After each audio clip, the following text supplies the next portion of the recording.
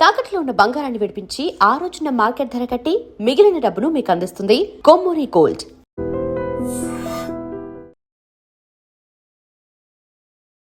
అయితే నువ్వు స్టార్టింగ్ హౌస్‌లోకి వెళ్ళి నీ ఎలిమినేషన్ అయిపోయినప్పుడు నేను అరే! అన్‌ఫెయిర్ ఎలిమినేషన్ అని చెప్పి చాలా ఇది చేశా. హ్మ్. దాన్ని అలా ఉంచేసుకోవాల్సింది మళ్ళీ వైల్డ్ కార్డ్‌గా ఎందుకెళ్ళావు?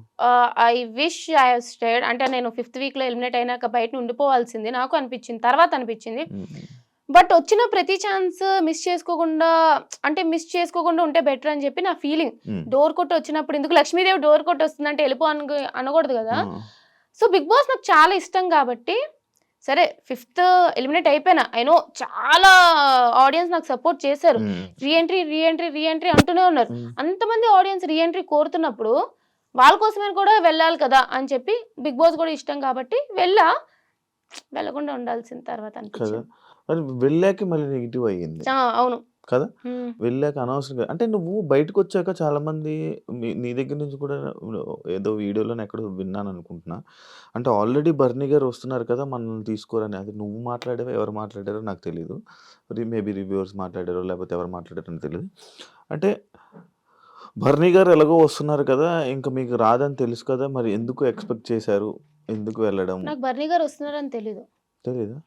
అంటే ముందు రోజు నామినేషన్ చేసేసి అందరిని లగేజ్ పట్టుకొని రమ్మన్నారనమాట. ఎవరైతే ఎలిమినేటెడ్ అయ్యారో అందరిని లగేజ్ పట్టుకొని వెళ్ళినాక ఎవరొస్తారు, ఎవరు రీ ఎంట్రీ అనేది నెక్స్ట్ డే చెప్తాము మార్నింగ్ అన్నారు. హ్మ్. So, next day morning 9, 10 call చేసి మీరు లగేజ్ తెచ్చుకొని రండి అని అన్నారనమాట. హ్మ్. వెళ్ళినాం.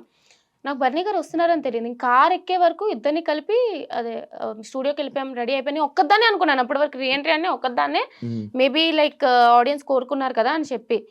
ఓకే. కార్ ఎక్కినా బర్నీ అన్న ఉన్నారనమాట. అప్పుడు హ్మ్. తెలిసింది బర్నీ గారు గూడా వస్తున్నారని. నాకు హ్మ్. తెలీదు ఇట్లా ఒక ఆడియన్స్ పోలింగ్ పెడతారు. మళ్ళీ ఇట్లా ఓట్లు హ్మ్. పెడతారు.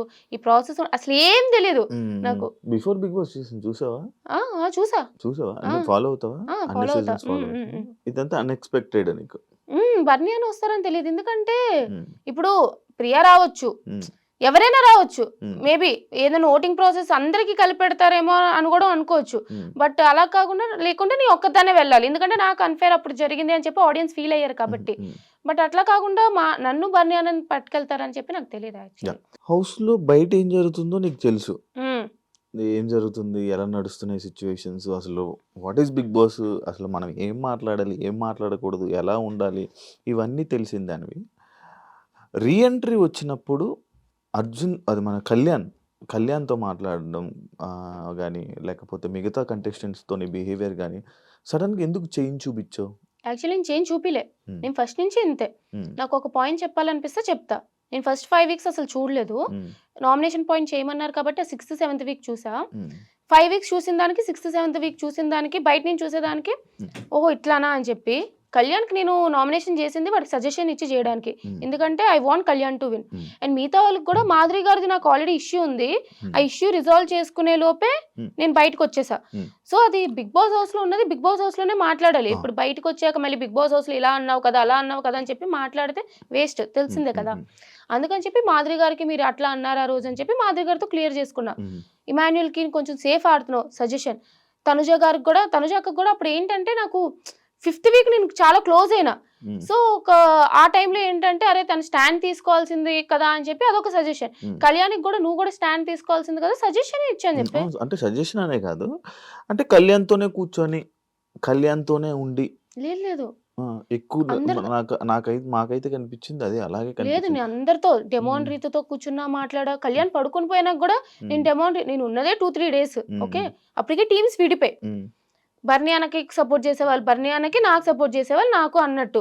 సో, నాకు సపోర్ట్ చేసేవాళ్ళకు గేమ్ ప్లాన్‌లవి ఇవి మాట్లాడతాం కదా! హ్మ్. సో, నేను మాట్లాడుతున్నా అందరితో. డెమోన్ రీతుకుని నైట్ కూర్చోబెట్టి ఇట్లా ఇట్లా అవుతుంది అని చెప్పి మాట్లాడా. అది కూడా చూపిచ్చారు. హ్మ్. కళ్యాణ్‌తో మాట్లాడా.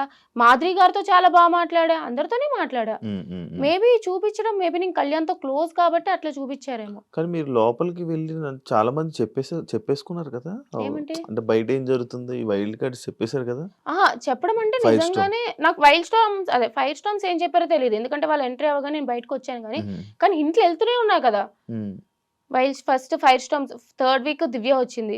తర్వాత వైల్డ్ కార్డ్స్ ఎళ్లారు. హ్మ్. తర్వాత మేమెళ్ళాం. హ్మ్. బర్నీ అన్నొచ్చారు. హ్మ్. తర్వాత మళ్ళీ ఇట్లాగా అంటే వీళ్ళు హ్మ్. ఎక్స్ కంటెస్టెంట్స్ ఎళ్లారు. హ్మ్. హ్మ్. మళ్ళీ అర్జున్ ఎళ్లారు. అమర్‌దీప్ ఎళ్లారు. ఆది గారు వచ్చారు. హ్మ్. ఇంట్లో వెళ్తూనే ఉన్నాయి కదా! అవును. అవును.